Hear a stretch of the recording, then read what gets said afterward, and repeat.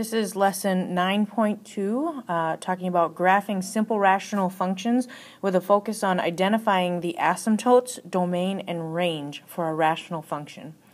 A rational function, we want to think of it as basically a fraction. That's what the word rational means. It means there's some sort of fraction involved. And a rational function has two forms. The first form, you'll notice, has two x's in it, one on the top and one on the bottom in the numerator and denominator. The second form, notice we see some familiar letters, h and k. There's only one instance of an x, and that's in the denominator. So the hardest part about this lesson is telling the difference between the two forms.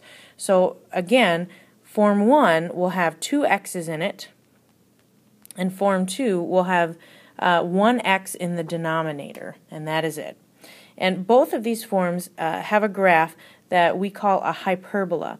And a hyperbola has two asymptotes. It has a vertical asymptote and a horizontal asymptote. And in that asymptote then are graphed two branches. One branch generally will be over here, and then almost a mirror image, there's the other branch. That's a hyperbola.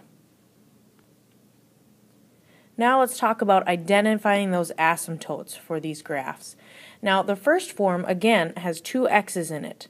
That's the key, two x's in the equation. To identify the vertical asymptote, we're going to look for the value that's going to make the denominator equal to 0. And the easiest way to do that is to take this denominator, set it equal to 0, and solve for x. That's how we're going to find that vertical asymptote. The horizontal asymptote is found by using the coefficients of the x's. So you'll see here it says a over c. Well, that's just these coefficients right there. A over c. Sometimes it'll be a fraction or a decimal. Sometimes it'll be a whole number. Whatever the case, that will be the horizontal asymptote.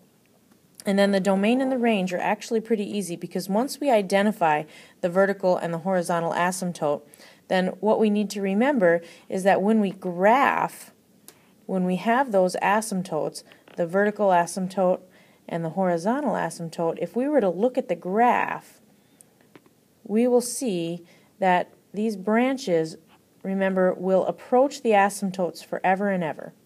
And so what will happen is, for the domain, we want to look left to right. And we'll see that our graph will go forever to the right and forever to the left. And there's only one value that we won't have an x value at, and that's right here at the vertical asymptote. So the domain for these functions is going to be all real numbers except for whatever the value of the vertical asymptote is. And so the way that I'm going to ask you to express that is I'm going to ask you to say x does not equal whatever that vertical asymptote value is, whatever that equation is. X is not equal to that. And what then we'll assume is that x will be every other number except for that value. And for the range, we're going to think about it in much the same way. Because for the range, we want to think about things in the up-down value. That's how we think about the range. And we'll see that my graph will go forever up, it'll go forever down, but this value right here at the horizontal asymptote, that's what my range is not going to be. It'll be everything except for that number. So I will express it by saying y does not equal the horizontal asymptote value. That's how I identify the domain and the range. Now let's see an example. So here's an actual numerical example, and we want to state the following: the vertical asymptote, the horizontal asymptote, and the domain and the range. So, first things first, I'm going to identify the vertical asymptote. I'm going to take this denominator, and I'm going to set this denominator equal to 0 to find that vertical asymptote. So 2x minus 2 equals 0. Some of us can see that it should be 1. If you can see that and write that down, by all means, write down x equals 1. But if you can't, here's how you do it. We're going to solve this equation for x. And when we do, we get x equals 1. That is my vertical asymptote. So I'm going to write that down, x equals 1. My horizontal asymptote is found by using the coefficients. So up here,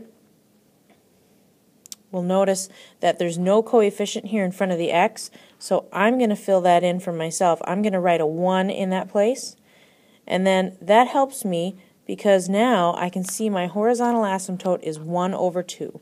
So I'm going to write down y equals 1/2. Or you can write down 0.5, whichever. They're equivalent. And then once we have our asymptotes, the domain and range are very easy. The domain is x is everything except for the number 1. So there will be no x value at 1.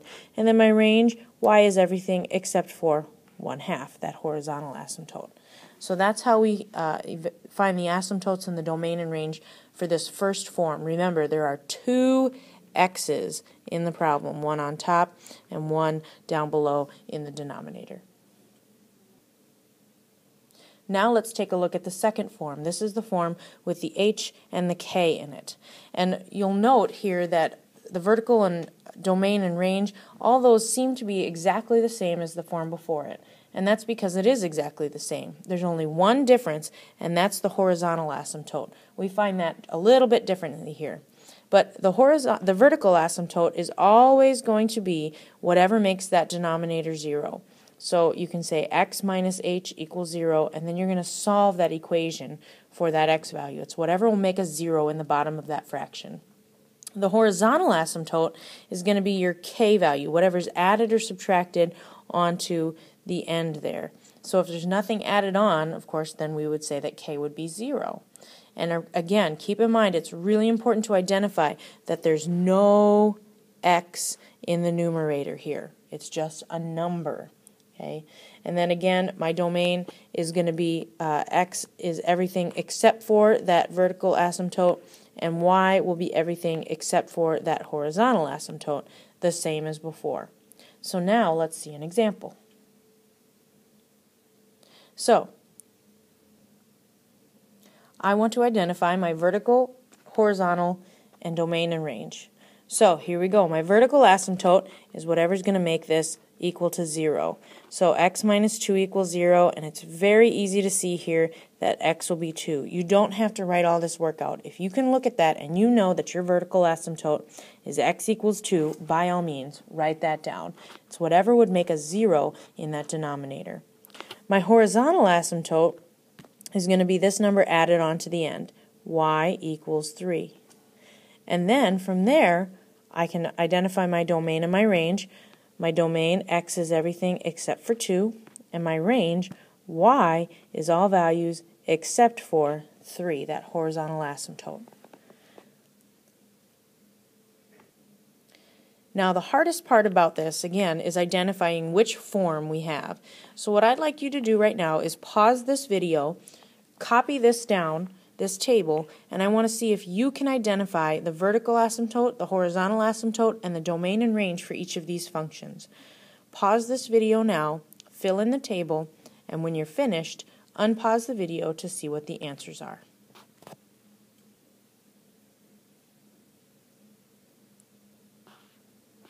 For function number 1, this is the second form with the h and the k. There's no x in the numerator.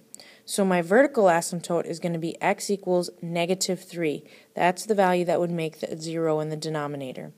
My horizontal asymptote is y equals negative 5, which means that my domain is all numbers except for negative 3, and my range is all numbers except for negative 5. That's the first function. Now let's look at the second function. Here I have 2 x's, one on top and one on the bottom. My vertical asymptote is still whatever makes a 0 in the denominator, and I can see that if I have a 3 there, I'll have 0 in the denominator. My horizontal asymptote is going to be 1 over 1. There are no coefficients, so I assume that they are 1. Well, 1 over 1 makes 1. My domain is everything except for 3, and my range, my y values, is everything except for 1. The third function is also the same form. There are 2 x's, one on the top and one on the bottom. The x value that's going to make my denominator equal to 0 is a little bit harder to see. So I'm going to take the denominator, 2x minus 5, set it equal to 0, and then I'm going to solve for x. And when I do, I get 5 over 2 or 2.5. That's going to be where my vertical asymptote is. My horizontal asymptote is going to be the coefficients. Y equals 3 over 2 or 1.5. And then, of course, my domain and range are easy once I found my asymptotes. X is everything except for 2.5, and Y is everything except for 1.5. And finally, this last problem here, this is HK form. There's no X on the top, no X in the numerator. So my vertical asymptote is X equals -6. My horizontal asymptote is Y equals 8. That's that K value. My domain is everything except for -6, and oops, let's make that an X. And my range is my Y values is everything except for +8. This has been 9.2, Graphing Simple Rational Functions. Made with Doodlecast Pro.